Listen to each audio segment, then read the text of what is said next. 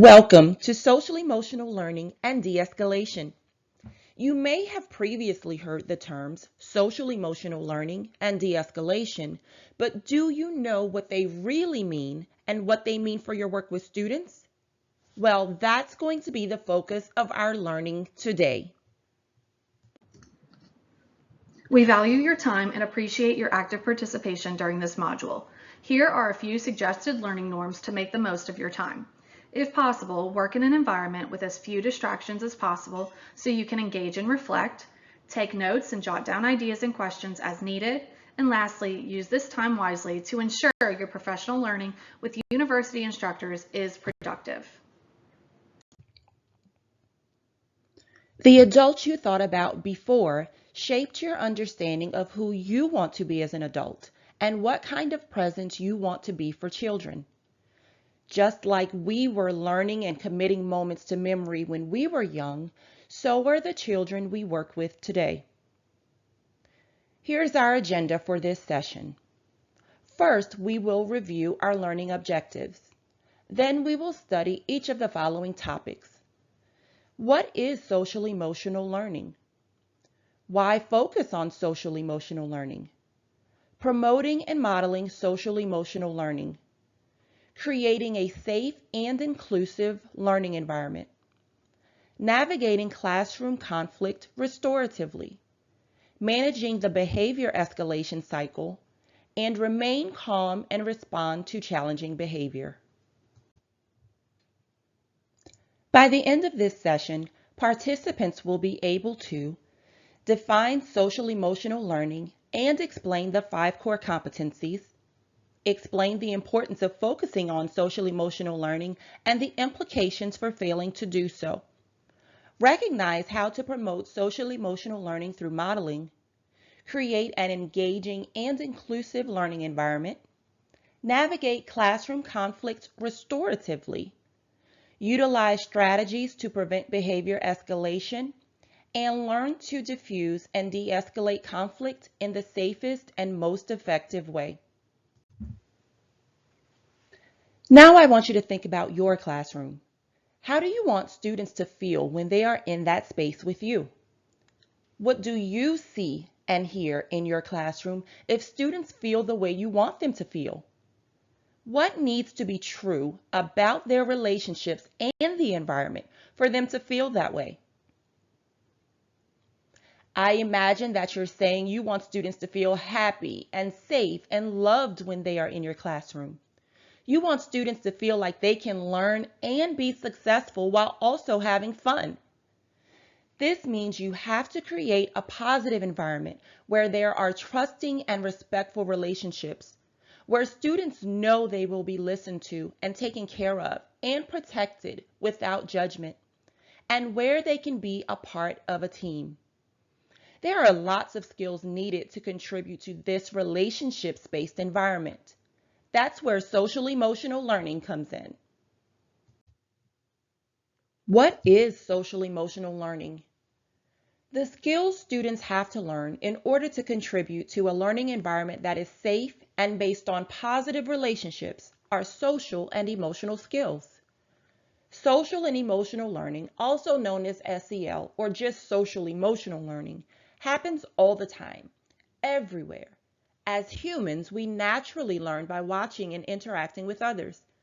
That's why it's so important to be intentional about what we are teaching and how it's supporting positive outcomes for students. Learning respect, empathy, kindness, and other skills necessary for building and maintaining positive relationships requires intentionality. Instructors must be intentional about providing students with opportunities to learn and practice these types of skills.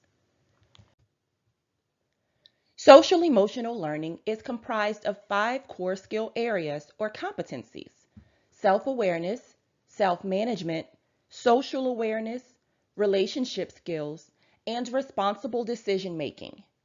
As we learn, think about how these competencies contribute to the kind of environment and relationships you want in your classroom. Self-awareness is about how we know and understand ourselves, our emotions, our thoughts, and our identities. How do I feel in a situation? Why might I feel that way? How do I accurately understand myself? And how do I fit into my family and my community and the world?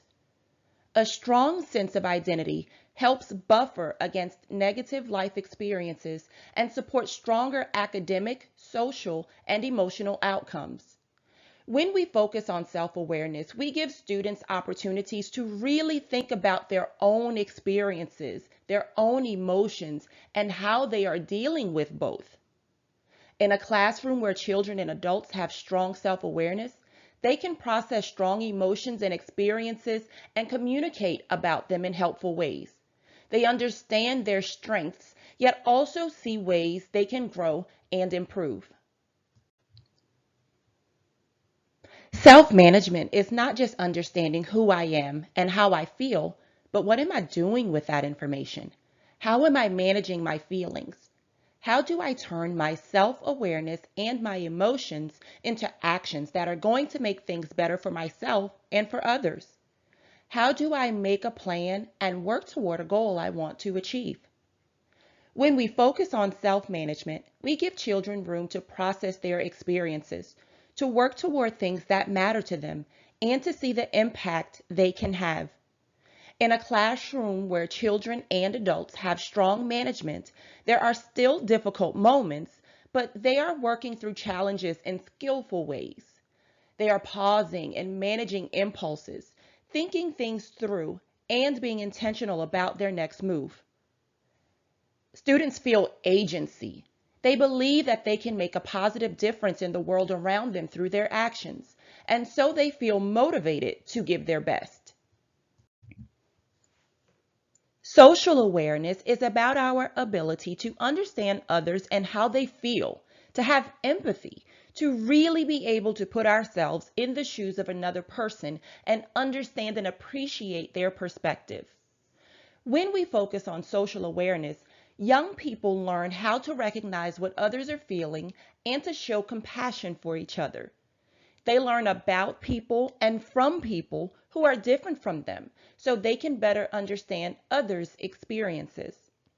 In classrooms where students and adults have strong social awareness, they experience more acceptance, respect, and inclusion.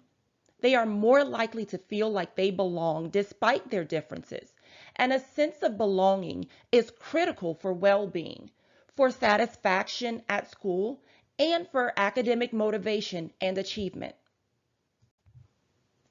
Relationship skills include the many things we do when we interact with others that lead to positive, meaningful, supportive relationships. It's the way we communicate and listen, the way we build on each other's ideas, as well as the way we disagree, cooperate, lead, help others, and rely on others when we need help. When we focus on relationship skills, we give students lots of opportunities to practice these skills and grow with classmates, friends, teammates, siblings, teachers, parents, and so on. And soon, they'll be using these same skills with employers and coworkers. In classrooms where students and adults have strong relationship skills, they work together to learn, share understanding, and solve problems. They speak up when something's wrong and are ready to listen and work out a solution to make things right again. Responsible decision-making involves the way we investigate a question or problem to really understand it in a deeper way and consider the possible consequences of different decisions, including the impact on other people. When we coach children through a thoughtful decision-making process or we revisit a decision that was already made, we do it from a place of curiosity and open-mindedness. The choice is truly theirs, and students should take the time to gather all the information they need. In classrooms where students and adults have opportunities for responsible decision-making, students are more attentive and involved, are stronger critical thinkers, and are quicker to seek out new knowledge and perspective. Now, let's review the core competencies of social emotional learning and learn the key settings that shape social emotional development.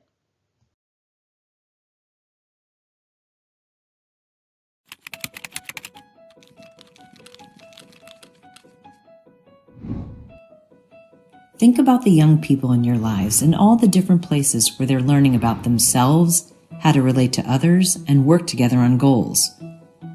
How can we intentionally create learning experiences that will help all young people develop and maintain positive relationships, become lifelong learners, and contribute to a more caring, just world?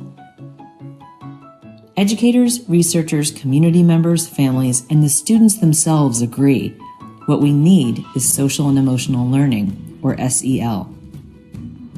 SEL is the process through which young people and adults acquire and apply the knowledge, skills, and attitudes that help us to understand ourselves, connect with others, achieve our goals, and support our communities. We all need opportunities to learn and engage in environments where we feel safe, valued, and a sense of belonging. So how does SEL help schools, families, and communities work together so that all young people have these kinds of learning experiences and achieve success in education, careers, and life? CASTLE's framework identifies 5 areas of competence that together help us develop a healthy sense of who we are, manage stress, understand the views of others, and work together to create schools and communities where everyone can grow their strengths and interests.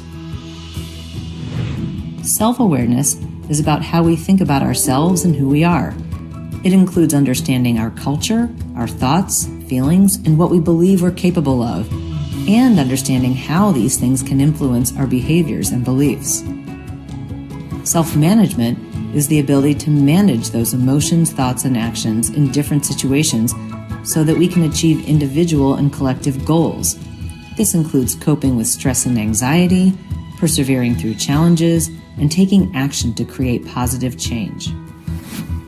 Social awareness is how we understand others, how we learn to take different perspectives and empathize even with people who are different from us. It also includes understanding how the broader norms and systems around us influence how we develop and create a sense of belonging.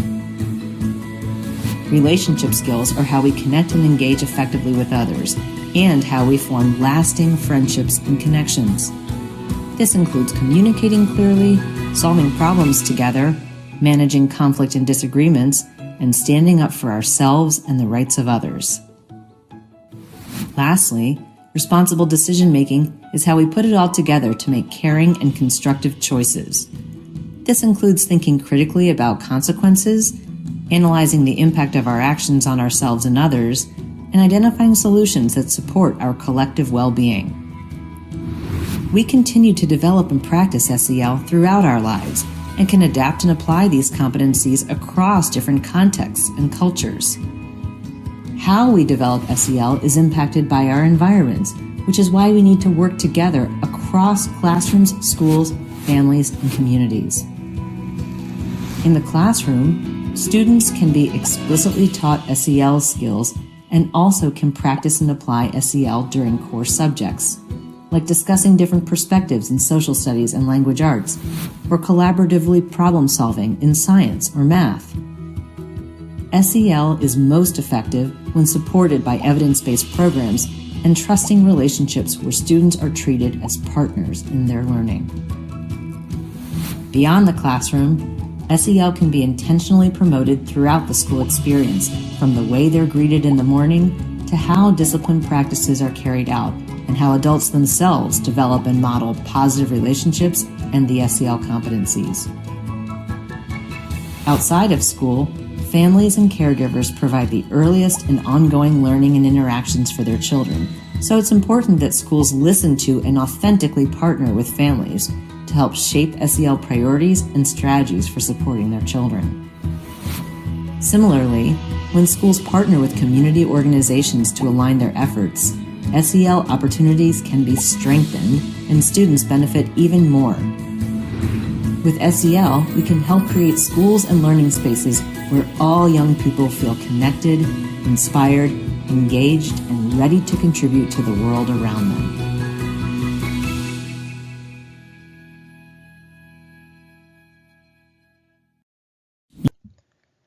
Why focus on social emotional learning?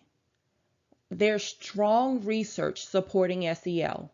There have been hundreds of studies of different social emotional learning programs in school settings, and a look at all of these studies together shows clearly that there are great benefits of social emotional learning. Social emotional learning builds supportive relationships between teachers and students and among students with each other, and these relationships promote a healthy well-being. SEL doesn't teach students what to think or push a specific worldview. It does, however, promote empathy and understanding. Part of social and emotional competence is seeking to understand the perspectives and lived experiences of other people, and to be skilled in building relationships and working alongside people who are different from us, even if we disagree.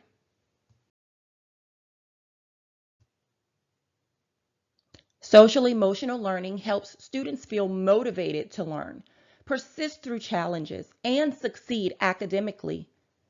SEL boosts academic performance and deepens engagement with content, resulting in improved test scores, grades, and attendance. Social emotional learning is definitely not a distraction from academics. Social emotional learning helps students manage stress and depression, thereby decreasing the emotional distress they experience.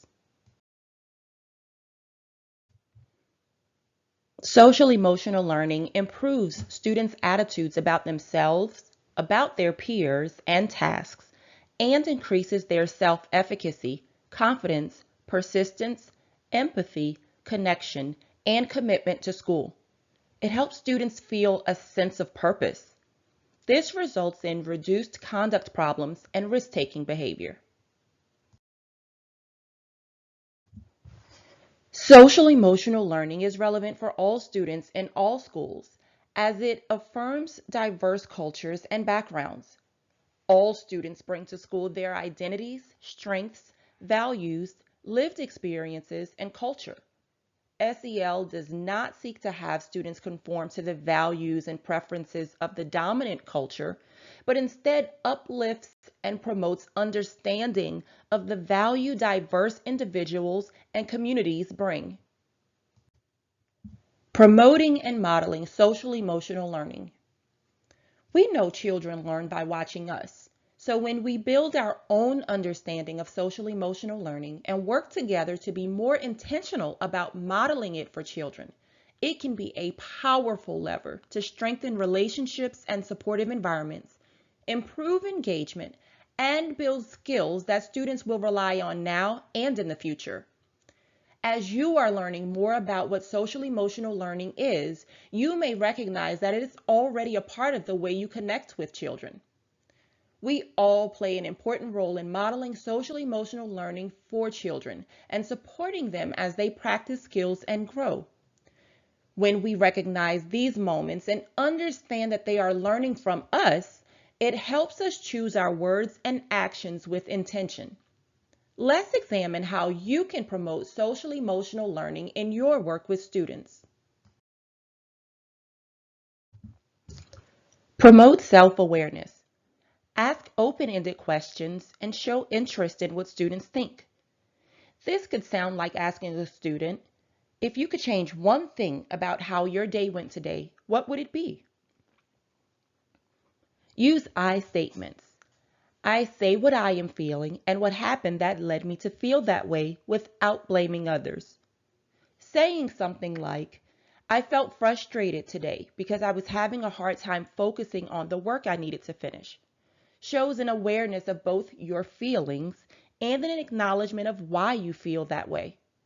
This is an important skill to model for students as it teaches them how to process and express their own feelings. Show interest in students as unique individuals and invite them to share about their lives. There is a saying, children don't care how much you know until they know how much you care.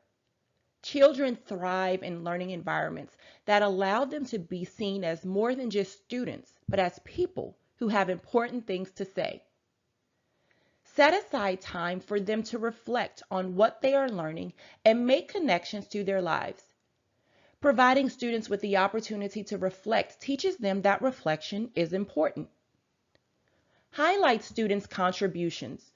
Being appreciated for what they bring to the classroom encourages students to exercise self-awareness so that they can continue to garner praise for showing up as a positive part of the learning environment.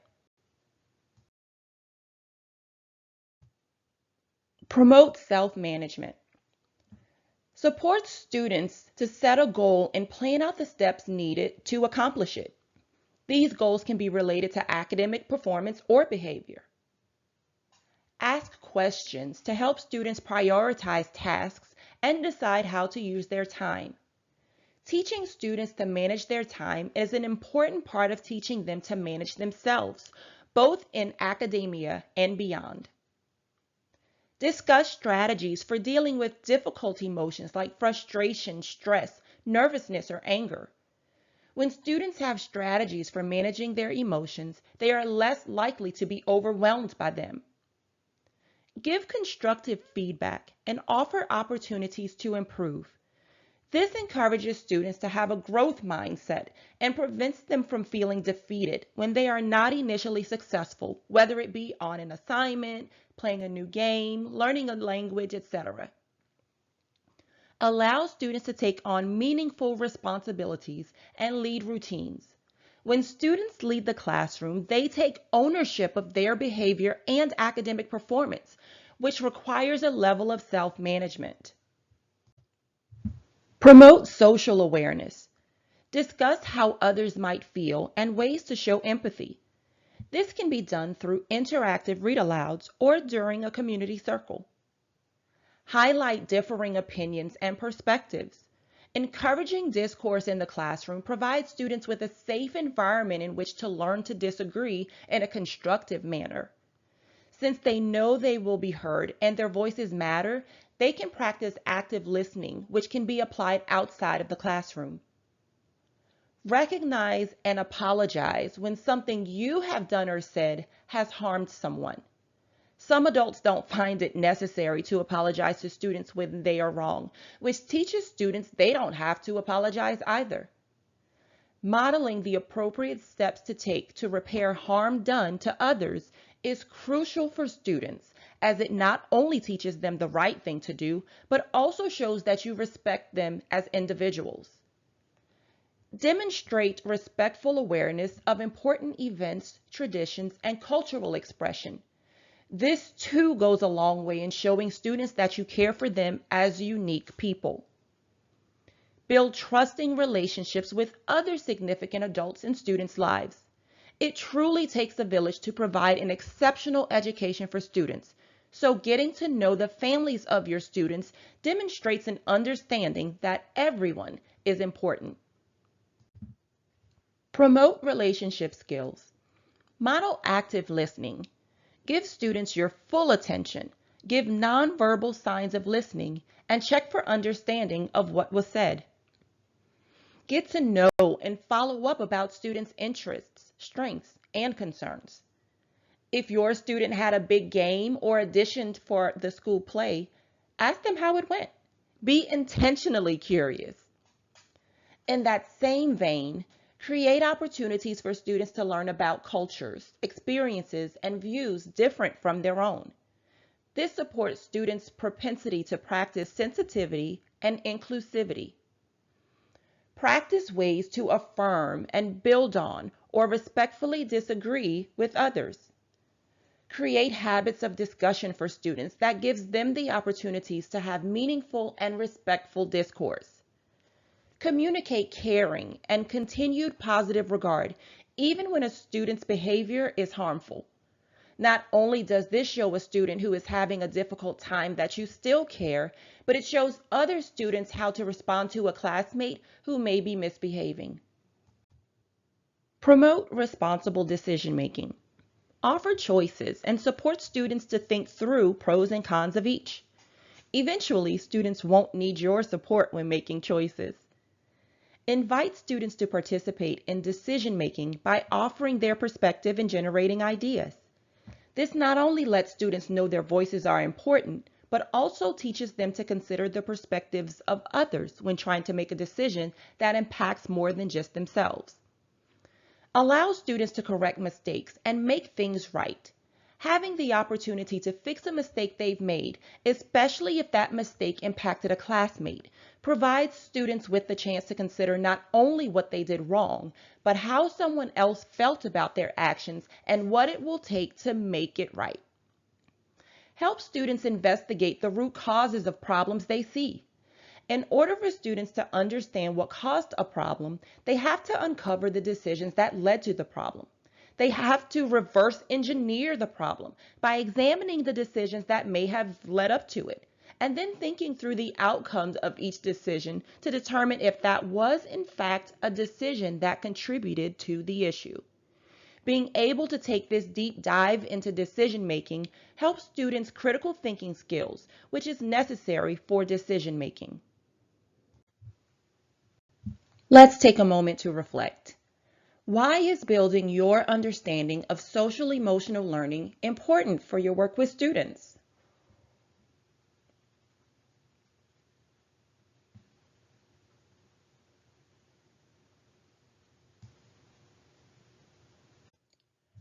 Creating a safe and inclusive learning environment. When we make social emotional learning a priority, that means making a commitment to work toward an environment where every student feels they are known, valued, and belong, and where they have opportunities to work together to achieve goals. Creating this type of learning environment takes intention, and classroom design cannot be excluded from the conversation because it accounts for as much as 25% of a student's progress over the course of an academic year. As the field of social emotional learning continues to develop, researchers are examining the potential for social emotional learning to support more equitable learning environments and outcomes by focusing on key areas of the 5 competencies, including identity, agency, curiosity, collaborative problem solving, and belonging. Classroom components that make up the learning environment, from seating charts to lighting and even the class norms, can impact each of these key areas and have a direct impact on student engagement and behavior, how well students are able to learn and practice social emotional skills, and can determine whether a student feels a sense of belonging in your classroom. As you think about your classroom's look and how you want your students to feel when they are there, focusing on flexibility, accommodation, collaboration, and open concepts will help to build the foundation for a positive and successful learning environment. Flexibility. Remain flexible and allow your students to help decide what environment they need to help foster a healthy dynamic across your classroom. Accommodation. Spaces need to be functional and accommodating for all students to ensure they continue to feel comfortable and engaged throughout the school day. Collaboration. Fostering collaboration between students starts with a classroom design that supports it. And finally, open concept. Keeping students safe in their classroom goes beyond cleaning protocols. Look for opportunities for spaces to allow for adequate movement where students have space to stretch their legs. Remember, designing your classroom space is not decorating. It's a major part of creating a safe and inclusive learning environment where students can learn and practice social emotional skills. Bringing students with unique needs and abilities together in a classroom nurtures collaboration, increases students' appreciation for people who are different, and fosters social and emotional learning. Successful creation of a safe and inclusive learning environment requires that you continuously assess the classroom to make sure it is functioning as a truly productive learning environment where trusting and respectful relationships can flourish. Navigating classroom conflicts restoratively. When discipline practices are centered around student learning, are developmentally appropriate, and are culturally responsive, they can reinforce social emotional learning and support student engagement and equitable outcomes. It is possible for your students to hold themselves accountable and to hold each other accountable through the use of restorative practices, a spectrum of intentional relationship and community development tools. There are students who feel their lived experiences are not valued by their schools or teachers. As a result, they feel as if they don't belong in their classrooms, and their subsequent behavior reflects this perspective. Restorative processes help us build, maintain, and repair our relationships with each other and support students in doing the same. When a conflict does arise in your classroom, taking a restorative, not a punitive, approach to discipline measurably improves classroom dynamics. When we view conflict through a restorative lens, it becomes an opportunity to teach and learn the most important skill a person could ever learn: empathy, and subsequently trust. There are 3 steps to navigating classroom conflict. The first step is to take a moment to reflect. Guide students to think about how they would feel on the other side of a conflict and ask them to think about how they communicate when they are in a disagreement with somebody they care about. Do they try to get their point across at any cost? Do they do what they can to make sure only their needs are met in the situation? The answer to these questions is likely no, and it's up to the adults to guide students to this realization and then to get them to apply these ideas to the current conflict. Step 2 is to choose intentional language. Teach students to resolve issues by clarifying what they need and what they're willing to do to support the other person. This requires the use of some intentional language. Instead of allowing students to articulate what the person did to upset them, which will inadvertently trigger the other student's natural desire to defend themselves, ask students to explain how they feel. Using the pronoun I, adding a feeling word, and explaining what happened helps people involved in conflict understand each other's perspectives. For example, a student could say, "I feel frustrated when I am working in a group with you and you start to play around." Engaging in this kind of dialogue takes practice, and students may need visible sentence stems as a support. Step 3 is to respect vulnerability by building trust. When delivered genuinely, the vulnerability modeled in restorative language is immensely powerful. It requires that students speak honestly about how they feel and what they need. This vulnerability lays the foundation for a trusting relationship between students as well as between students and teachers. And it's the trusting relationship that is the cornerstone of genuine community within the classroom. Correctly navigating conflict actually helps us build trust in others. And conflict happens all the time in a classroom community. Although the steps to navigating classroom conflict restoratively seem sequential, they should actually be practiced throughout the time of conflict and even when students are not engaged in conflict. Not only must you teach the steps, but you must also follow them to navigate classroom conflict restoratively.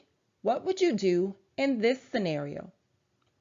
A student walks into your classroom, sits down, and opens a bag of chips. You remind the student of your class norms, which includes only eating during break times. The student ignores you and begins to eat the chips. You hear other students begin to snicker. Now remember, you want to be a restorative educator, one who is not fearful when a student disregards classroom norms and who embraces conflict as an opportunity to teach trust, model empathy, and make the classroom community stronger. First, you will take a moment to reflect. This self-reflection step is quite straightforward. Think about how you naturally respond when you have conflict with somebody you care about, because your students are people you care about.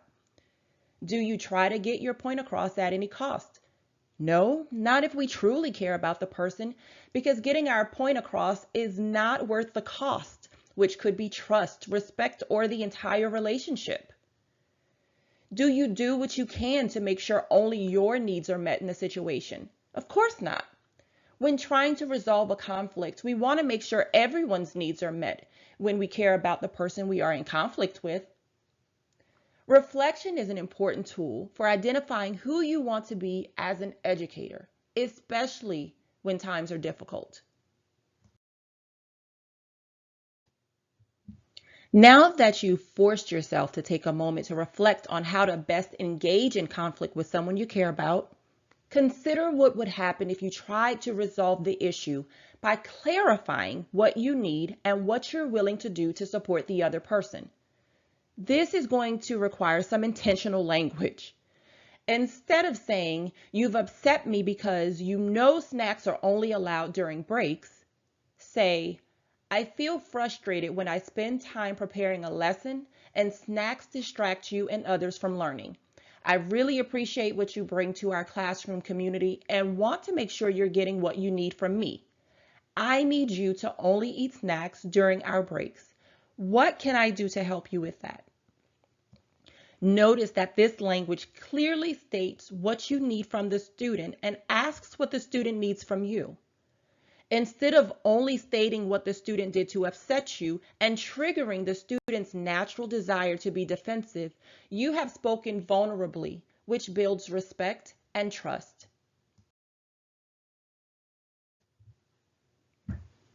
Finally, provide the opportunity for the student to share what is needed for them to meet the classroom norm of only eating snacks during breaks. They may not be able or ready to articulate what they need in that moment, and if they can't, you must let the student know that you are available to listen or talk more when they're ready. Having this type of interaction requires that you and the student speak honestly about how you feel and what they need, which supports the establishment of a trusting relationship. Managing the behavior escalation cycle. Prevention is a key ingredient in classroom management, and the more preventative maintenance that can be done through the use of proactive strategies, the less likely you will be to encounter problem behavior. But even the most well-run classrooms will experience problems from time to time. Understanding why this happens begins with understanding the brain. The frontal lobe is the frontmost part of your brain. It's responsible for control over many abilities, including the way you think, how you move, and how you remember things. It's also a key part in your social skills and helps you understand and control how you talk, behave, and interact with others. This part of the brain becomes disabled as behavior escalates, and during the peak phase of misbehavior, this part of your brain is largely offline. The amygdala, the part of the brain responsible for fight or flight, and that is a key part of emotional control and processes, takes over. The behavior escalation cycle seeks to explain how student behavior escalates and operates from beginning to end. Understanding the behavior escalation cycle helps educators determine the best strategies to utilize at each stage for students with histories of dangerous, destructive, potentially harmful behaviors towards self and/or others. Some students have difficulty recognizing the events that trigger their challenging behavior and therefore have a limited ability to prevent their behavior from escalating. Others may be able to recognize the escalation cycle, but still choose to engage in challenging behavior.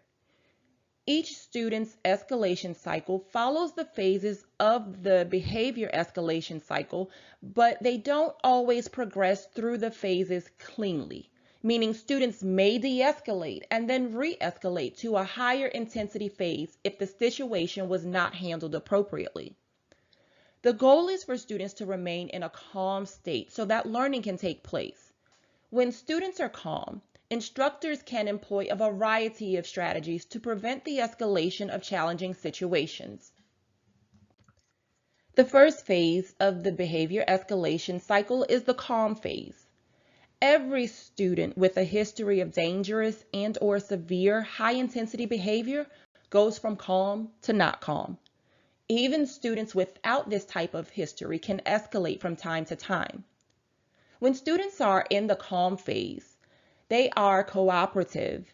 They accept feedback, follow directions, ignore distractions, accept praise, and remain on task.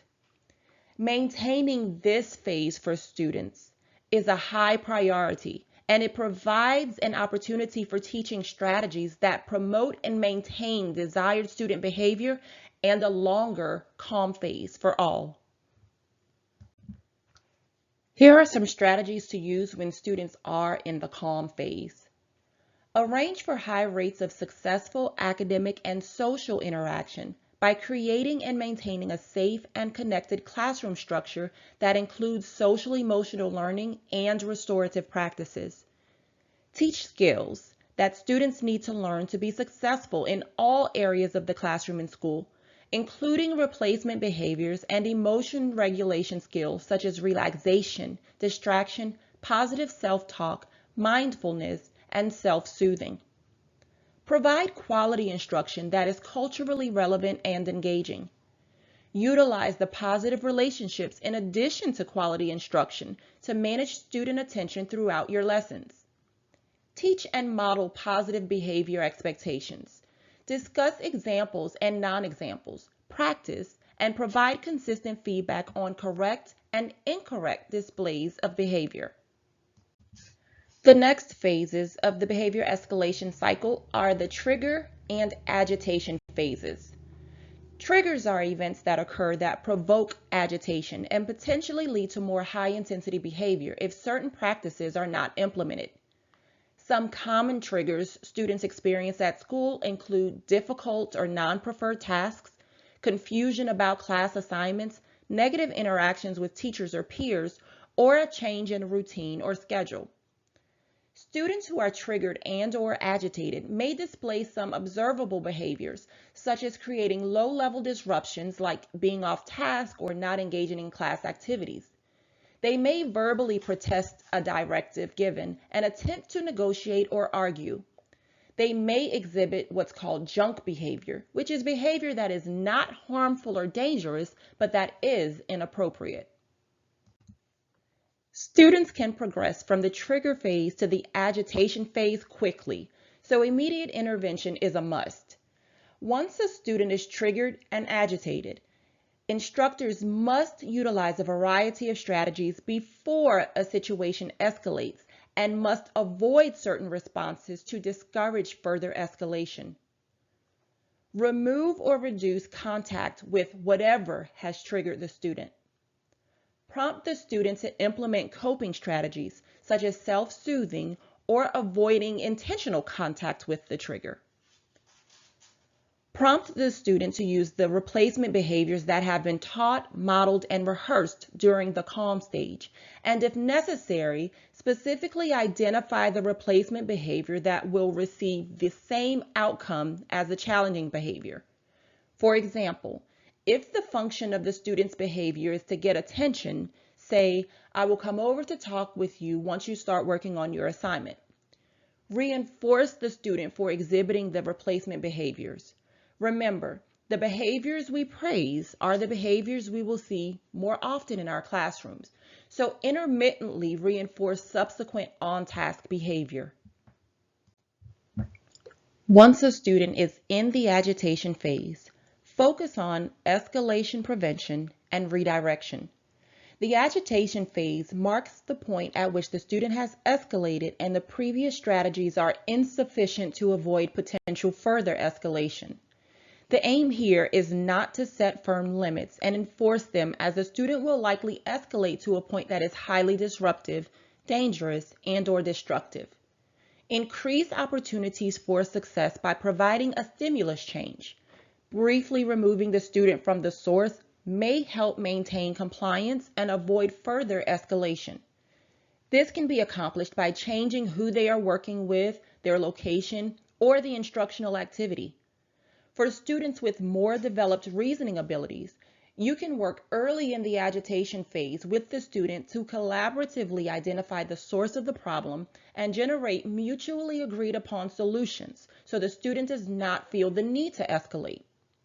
Note, any attempt to problem solve with the student during the agitation phase should be made only at the beginning of this phase. Otherwise, these strategies might actually cause the behaviors to escalate toward the acceleration phase.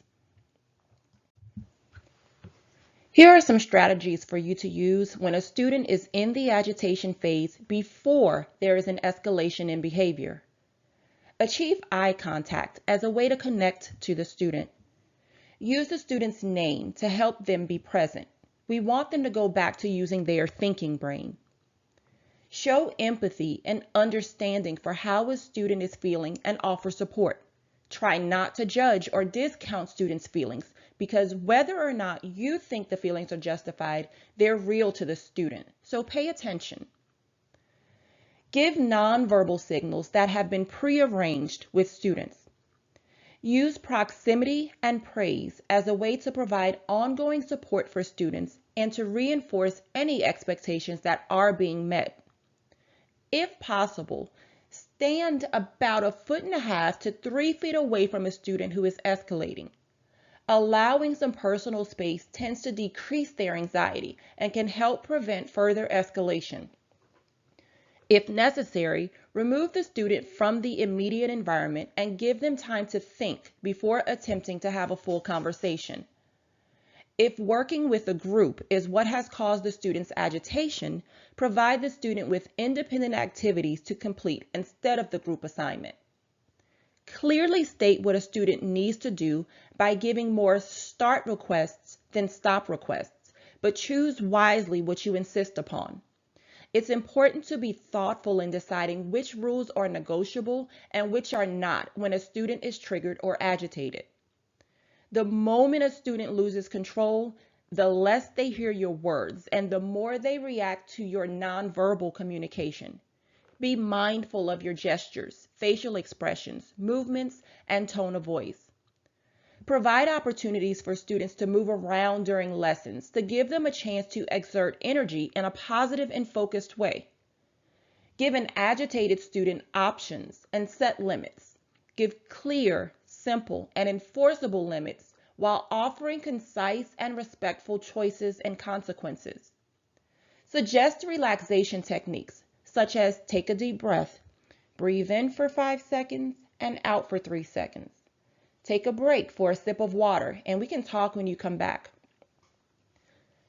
Not all of these strategies will work for every student, and not every strategy is always appropriate.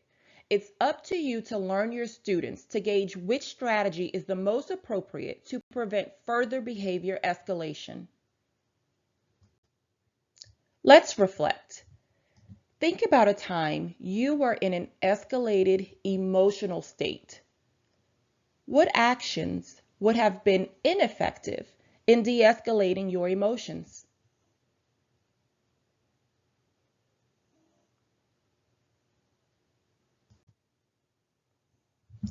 Not only do these actions not lead to de-escalation, but they cause escalation and must be avoided when a student is agitated. Don't raise your voice at the student, even if what you are yelling is calm down or any other directive. Never argue with a student, but especially an agitated student. Not all students understand sarcasm, and it has no place in the classroom. Being sarcastic with an agitated student is sure to escalate their behavior. Nagging the student to get on task or to change their behavior will have an adverse effect on the situation. It is never okay to compare an agitated student to a student who is meeting behavior expectations. Don't make assumptions about how the student is feeling or why they are agitated. And definitely don't bring up a past and non-related event. Students must have the opportunity to start every day with a clean slate, and bringing up a past misbehavior tells the students that you are holding a grudge. Never engage in a power struggle with a student, especially an agitated student.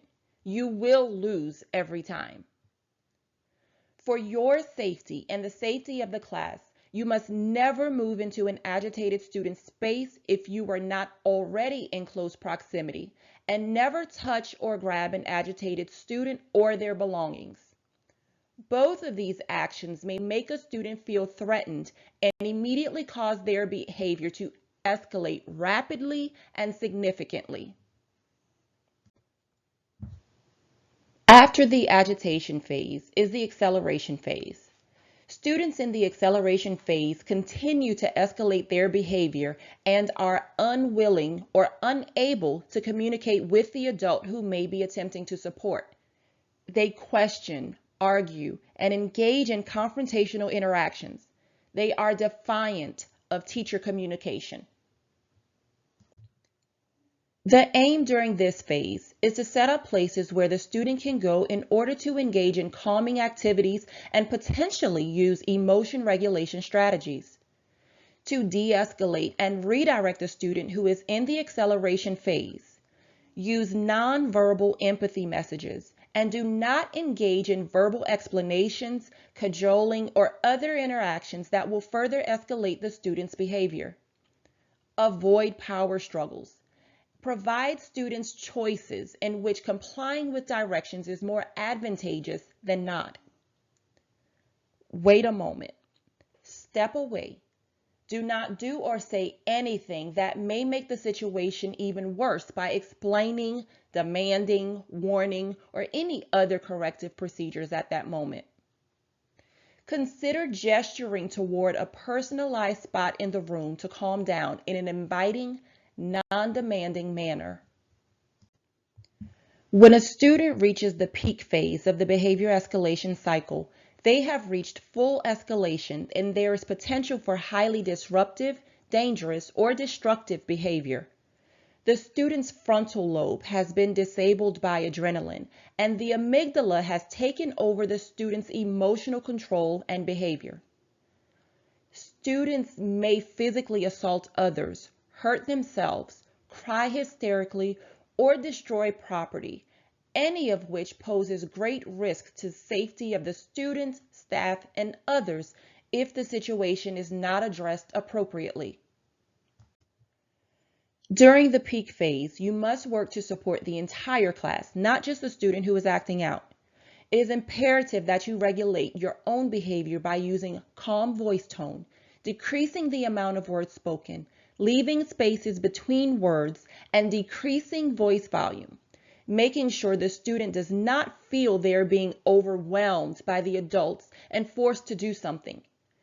Focus on controlling your own behavior, demonstrating compassion and tolerance to the student. When necessary, intrusive short-term interventions such as removing either the student who is acting out or the other students from the classroom, crisis intervention and prevention techniques, calling the student's parents, contacting the school crisis and security team, etc. may occur. Please remember that you cannot restrain any student at any time for any reason. After the peak phase is the de-escalation phase. Students in the de-escalation phase demonstrate a decrease in frequency and intensity of behaviors displayed during the peak phase. They may appear confused, disoriented, and far less agitated. Once the behavior has left the peak stage and calm is gradually returning to the student, use of techniques to restore relationships and assure the student that escalation is nearing an end can be used. In general, do not add too much conversation just yet. You can use short phrases, however, to offer support. You might say something like, "Pretty soon you will be calm again and we can fix the problem. Can I get you a drink of water?" Or, "Would you like to cool down further in the coping corner for a few minutes?" Maintain brief interactions with the student to simultaneously stay connected and avoid re-escalation. Avoid talking about the challenging behavior. The student's frontal lobe is not yet ready to engage in that conversation, and there's a possibility of re-escalation. Model coping relaxation strategies to assist students in de-escalation into the next phase. After the de-escalation phase is the recovery phase. At this stage, the student is often more compliant than in the initial calm stage. Here is where restoring relationships is critical, and debriefing strategies and problem-solving dialogues may be helpful for both staff and student to understand why the escalation continued. Debrief with the student once their thinking brain is back online. The goal of the debriefing session is to facilitate a transition back to class, not to provide a further negative consequence. Work with the student to identify events that contributed to the incident. This is your opportunity to remind the student of classroom expectations and norms.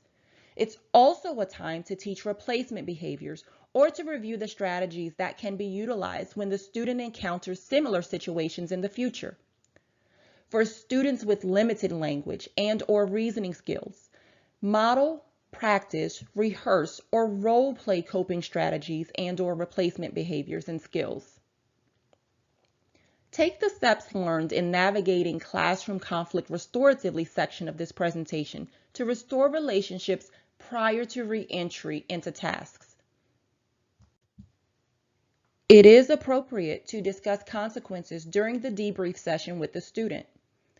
As you consider the consequence to impose, ask yourself these questions to see if the consequence is more effective in preventing this kind of escalation in the future, or if the consequence is purely punitive.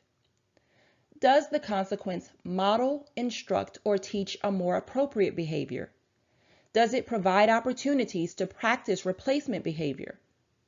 Does it provide opportunities to learn to restore relationships and/or repair harm? If the answer is no to any of these questions, the consequence you are considering is not the appropriate consequence for this situation. Let's watch a video to review what we've learned about managing the behavior escalation cycle. Hi there. This brief video is going to describe simple calming and de-escalation strategies. When people are escalated, it often comes from a sense of threat or fear. Even if the threat is not real at the time, their past experiences with people and the world may have wired their brains to expect harm or danger. When we as humans perceive threat or are otherwise incredibly stressed or angry or scared, we activate our survival brain. This more primitive part of our brain has only one job: to keep us safe. It doesn't care about reason or logic. In fact, the thinking parts of our brain turn off and we act mostly on instincts. These instincts include reading nonverbal cues from our environment. Those nonverbal cues are actually more important than verbal cues or what people say to us. So when people are escalated, at their core, they want control. We give them control over their own safety and decisions. Do not block people, corner them, or block entrances or possible escape routes. As soon as you do, they want to fight or flee even more. Give 2 arms length distance. Keep our body posture open so it does not appear that you are hiding anything. Keep your body posture as relaxed as you can, even if it's hard. A looming, towering figure only sends the message that you want to dominate.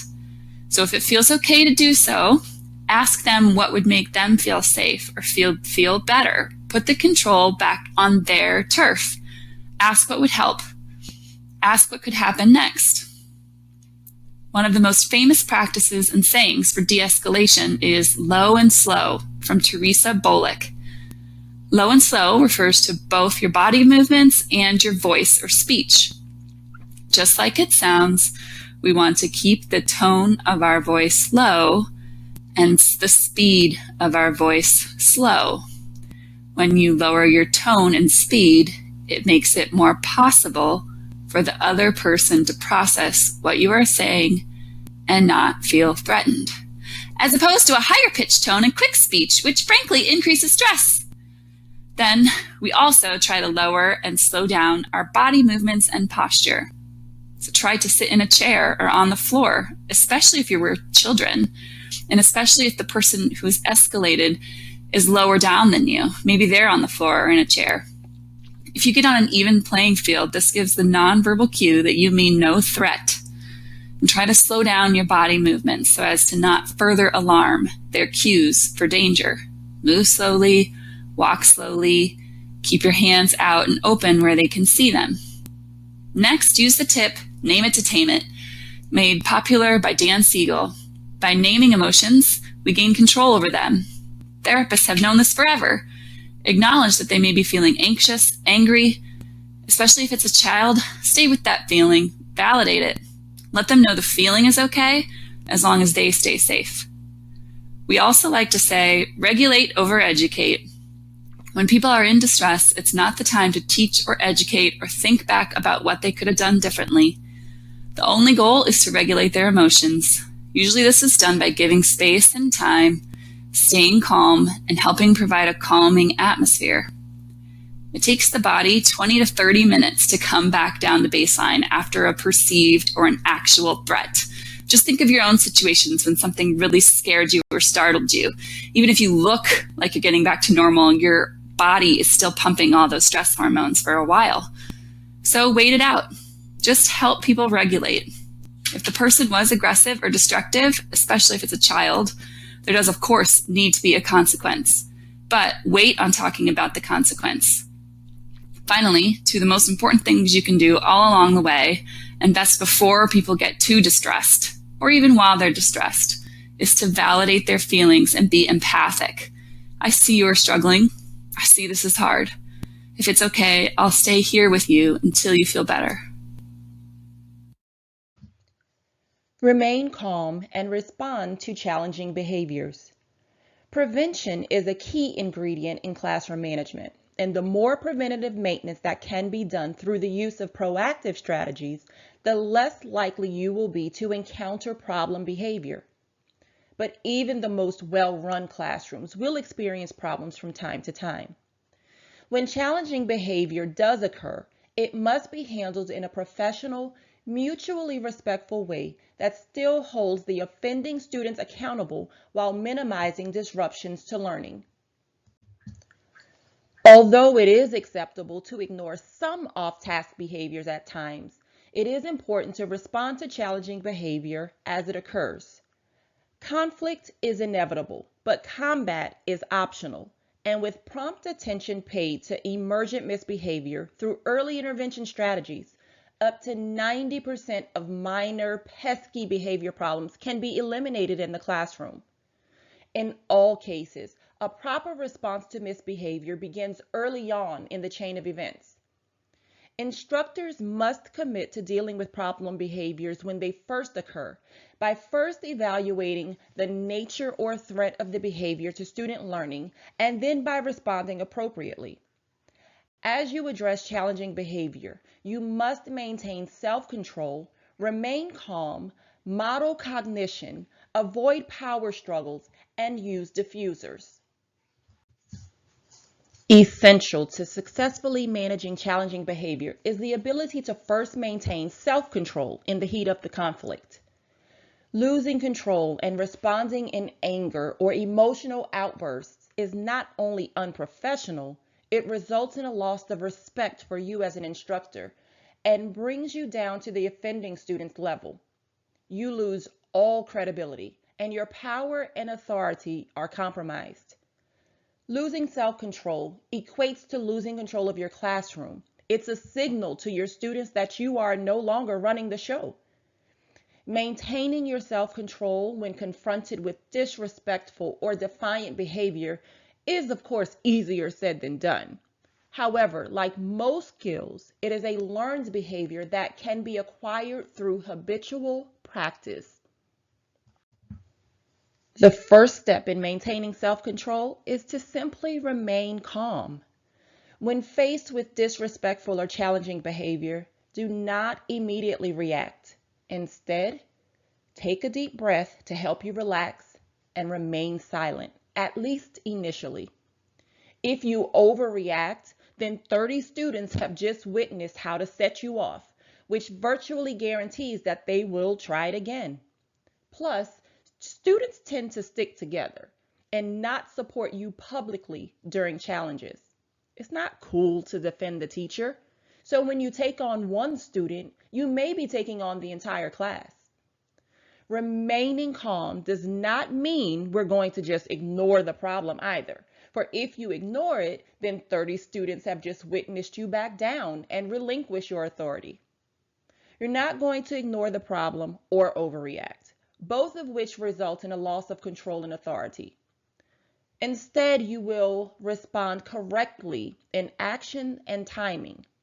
In order to do this, though, we must first be calm and keep a clear mind to think. The second step is simply to wait calmly and silently while you assume a supportive stance or stand sideways to the student who is challenging you, and model cognition, which means to act like you're thinking. To do this, stand with one hand on your chin, perhaps, tapping your index finger to make it look like you're thinking. Experts in crisis abatement suggest all of these body positions. They are supportive, non-confrontational, and most importantly, signal your willing determination without escalating or adding any more tension to an otherwise volatile situation. You are in effect saying, I am here, I am not afraid, nor should you be. I am an adult and I can take care of this. You say all of this without actually saying a word. The act of simply waiting combined with a supportive stance often solves the problem without the teacher ever having to say a word. It is important in challenging exchanges to avoid getting caught up in power struggles. Again, not only is this unprofessional, but it reduces your credibility, erodes your authority, and lessens your control over the situation by lowering you to the offending student's level. Plus, it tends to make volatile situations worse by adding more fuel to the fire.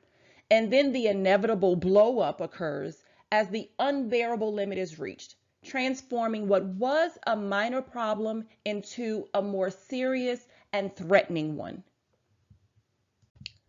In many cases, you can diffuse challenging exchanges with a simple one or two word response, such as, I'm sorry, I understand, probably so, or nevertheless. These four simple phrases, or diffusers as they are called, provide a powerful way to deter or derail student challenges. They should be delivered matter-of-factly without skipping a beat in your instruction. For example, if a student says, this is boring, the instructor can simply reply, I'm sorry, or nevertheless, and continue teaching without interruption. There is no need to engage the student further at this time. Then later, when it is convenient for the instructor, the student can be pulled aside, spoken to, and receive a consequence if appropriate. Timing is everything. This mental distraction provides opportunity for the student to give up the negative behavior without even knowing they've done so. And best of all, the instructor has not missed a beat and instruction continues.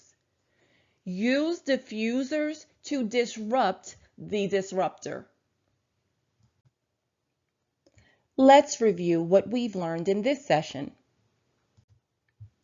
The skills students have to learn in order to contribute to a learning environment that is safe and based on positive relationships are social and emotional skills.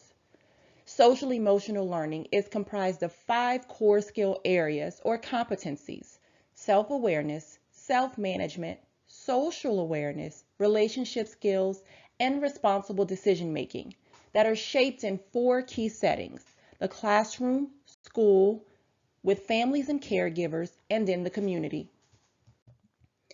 It's important to focus on social emotional learning because it builds more positive and trusting relationships, leads to improved academic outcomes, increases students' ability to manage stress, anxiety, and depression, and improves students' attitudes about themselves, others, and school. Children learn by watching us. So when we build our own understanding of social emotional learning and work together to be more intentional about modeling it for children, it can be a powerful lever to strengthen relationships and supportive environments, to improve equity and engagement, and build skills students will rely on now and in the future. Successful creation of a safe and inclusive learning environment requires that you continuously assess the classroom to make sure it is functioning as a truly productive environment where trusting and respectful relationships can flourish. Taking a restorative, not a punitive, approach to discipline measurably improves classroom dynamics. Arranging for high rates of successful academic and social interactions, using positive interactions to establish and maintain relationships with students, embedding social emotional learning into the classroom, and communicating expectations in positive language are strategies to prevent off-task and negative behaviors. Once a student is triggered or agitated, instructors must utilize a variety of strategies before a situation escalates and must avoid certain responses to discourage further escalation. In all cases, a proper response to misbehavior begins early on in the chain of events. Instructors must commit to dealing with behavior problems when they first occur by evaluating the nature or threat of the behavior to student learning and then by responding appropriately. When dealing with angry, hostile, or non-compliant behavior, the instructor's response is key to avoiding an escalation that could lead to a confrontation with a student who has lost control of their behavior. Failure to provide social emotional learning opportunities results in students having less academic success, more behavior problems, and lower levels of positive social behaviors. When de-escalation strategies are not used to prevent behavior escalation and restore relationships, the result is a classroom environment that is unsafe and not conducive to learning. Implementing social emotional learning and de-escalation strategies in your work with students is not optional. Thank you for engaging in today's session on social emotional learning and de-escalation. And thank you in advance for providing social emotional learning opportunities and implementing de-escalation strategies that lead to student success. The following resources are linked in the Google Classroom for this course. 4 qualities of safe and caring schools. Remain calm and respond right when a student challenges. Creating engaging learning environments. Top 10 de-escalation tips. How to set limits. 4 tips for managing reentry anxiety.